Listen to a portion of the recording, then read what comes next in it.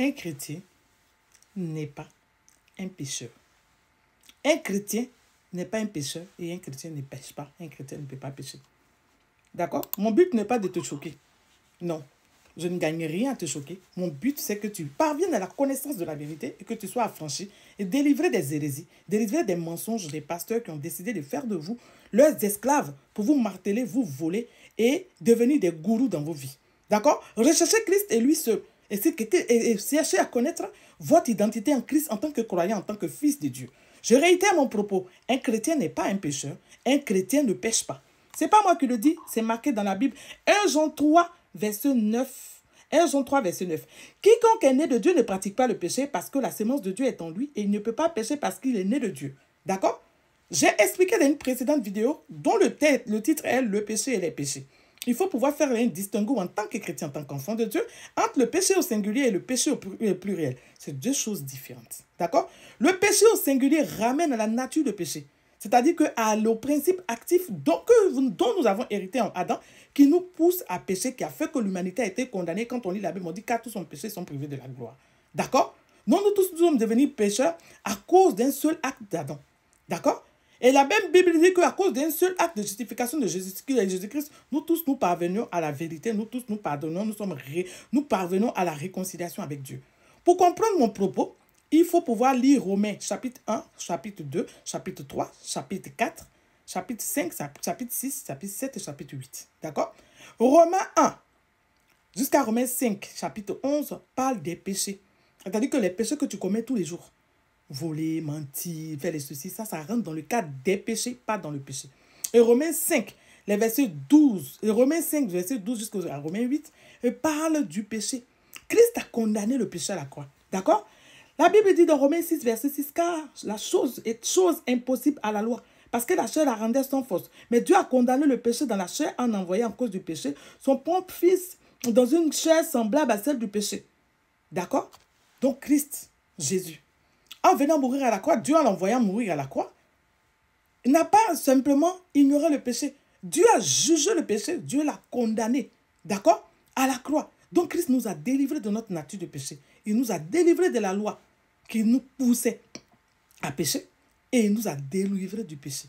Donc le principe actif du péché n'est pas dans le chrétien. Raison pour laquelle 1 Jean 3, verset 9 dit que celui qui est de Dieu ne pêche pas. Oh, qu'est-ce qu'elle raconte? Et la femme qui a volé. La femme qui vole, qui a reçu Jésus, qui est régénérée, n'est pas une voleuse, elle n'est pas une pécheresse. Et son action rentre dans les péchés. Et qu'est-ce qu'il faut faire? Le sang de Jésus est un sang qui ne coagule pas.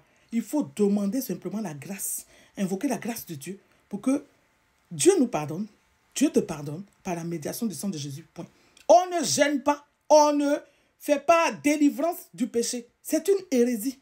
C'est une hérésie notoire. D'accord? C'est refuser la nature de péché qui a été détruite à la croix. Dieu nous a laissés sur la terre avec une chair. Il sait que nous allons commettre des péchés. Raison pour laquelle la grâce de Dieu, c'est pour ça que la Bible dit que si nous confessons nos péchés, il est fidèle, le bon de nous pardonner, de nous purifier de toute iniquité. Ok?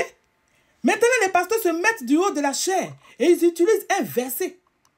D'accord? 1 Corinthiens 6, les versets 9 à 11. Ne savez-vous pas que les injustes n'hériteront pas le royaume de Dieu? Qu'est-ce qu'un injuste? Un injuste, c'est celui qui n'a pas reçu Jésus comme Seigneur et Sauveur. D'accord? Donc, ce qui suit en bas là, les descriptions qui vont aller faire, qui sont faites en bas de ce verset, concernent les injustes. Or, nous savons qu'un injuste, c'est celui qui n'a pas reçu Jésus. Donc, est-ce que celui qui a reçu Jésus est injuste? Non, il est justifié. Donc, ne savez-vous pas que les justes n'hériteront point du royaume de Dieu? Ce n'est pas nous. Ne vous y trompez pas, ni les impudiques, ni les idolâtres, ni les adultères, ni les efféminés, ni les infâmes, ni les voleurs, ni les cupides, ni les ivrognes, ni les outrageux, ni les ravisseurs n'hériteront du royaume des cieux. C'est là que vous étiez. D'accord? Il nous précise ici qu'autrefois, nous étions des impies, des enfants, des impies, des enfants de colère. Allez-y, lire le livre d'Éphésiens pour le comprendre, Éphésiens 2. Ok? Nous étions des enfants de colère, mais grâce à Dieu, nous sommes réconciliés avec le Père par la médiation du sang de Jésus, par la médiation de la puissance de son sacrifice à la croix. D'accord? Il dit, c'est ce que vous étiez pour quelqu'un. Mais vous avez été lavé, vous avez été sanctifié, vous avez été justifié au nom de notre Seigneur Jésus-Christ et par l'Esprit de notre Dieu.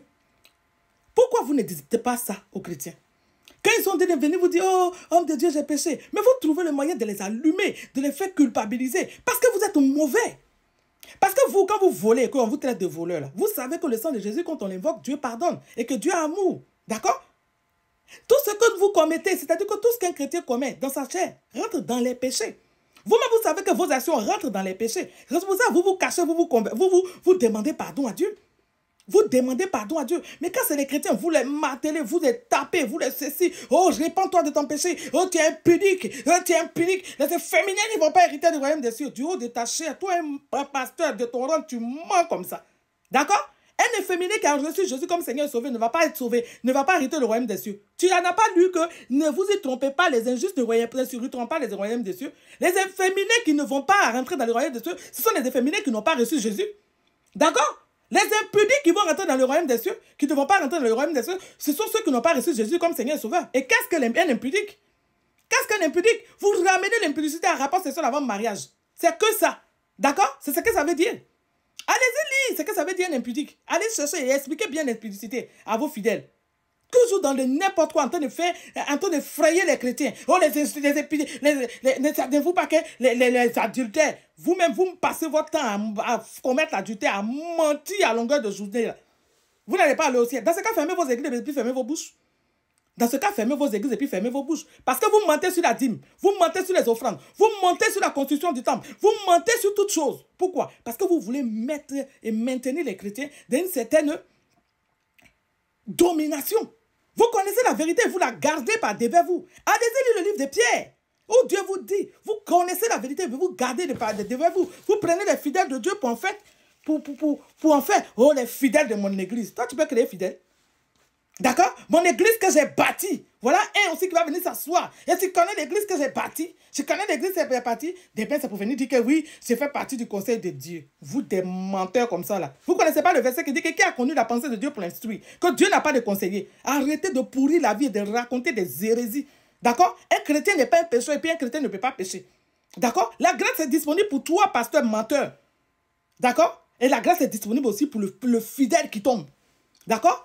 Dites aux gens, on va dans vos cultes, oh, répands-toi, répands-toi. Et vos cultes ont toujours le même scénario. On vient, on bénit Dieu, on appelle le Saint-Esprit, on répand, on confesse ses péchés, on invoque le sang de Jésus, et puis le sang de Jésus nous pardonne. Maintenant, on parle en langue, toujours le même rituel inutile. Vous ne voyez pas que ça, c'est de la religion? D'accord? On va partout. Vos cultes de merde, là, sont célébrés de la même manière. On se répand. Oh, demande pardon. Répands-toi pour ton péché. Maintenant, les gens racontent des bêtises. Oh, Seigneur, autre fois j'ai volé. Seigneur, autre fois j'ai mangé du riz de ma voisine. Autre fois, Seigneur, j'ai rêvé, j'ai mangé poulet. Donc, les gens sont obligés de faire votre volonté au lieu de faire la volonté de Dieu. D'accord? Les gens sont obligés de faire votre volonté au lieu de faire la volonté de Dieu. Dites aux gens qu'ils ont été lavés, ils ont été justifiés, ils ont été purifiés par le code. Dites aux gens que vous avez été lavés. Vous avez été sanctifiés. Vous avez été justifiés au nom du Seigneur Jésus et par l'Esprit de notre Dieu. Dites-leur, c'est ce qu'ils ont besoin d'entendre. Ils n'ont pas besoin de venir devant vous pour que vous puissiez les taper encore, les taper encore, les taper encore. Voilà des gens qui ne sont pas exemplaires, qui disent aux gens, ceci, tu es impudique, un efféminé, toi un pasteur de ton envergure, tu vas venir te mettre. Les efféminés ne vont pas aller au ciel. Les efféminés ne vont pas aller au ciel. C'est écrit dans la Bible. Tu n'as pas honte.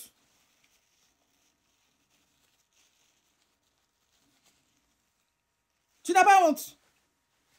Hein? Tu n'as pas honte. Et il y a des gens qui sont assis là-bas, ils sont assis quand ils sont en train de t'écouter. Vous n'avez pas de Bible. Ouvrez vos Bibles et lisez vos Bibles. D'accord? Ouvrez vos Bibles et lisez vos Bibles.